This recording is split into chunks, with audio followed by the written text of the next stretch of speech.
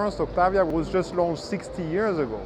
And the remarkable thing about this car is that it's been carrying over the last 60 years the same DNA than in this first car here. And through the generations you find exactly the same ingredients that made this car remarkable 60 years ago, which is an incredible interior space, incredible boot capacity.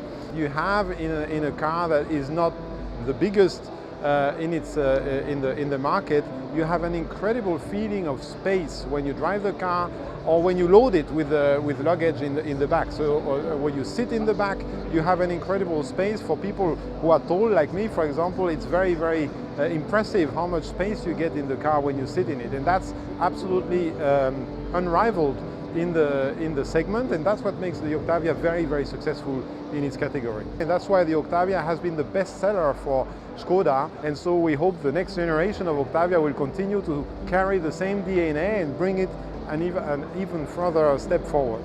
It will come very soon. No, vsekakor lahko pričakujemo, da se bo Octavia slej ko prej pridružila seriji elektrificiranih modelov. Gre za nove Škode z oznako EV. IV stands for innovation, for inspiring, for interconnection, and the V stands for vehicle.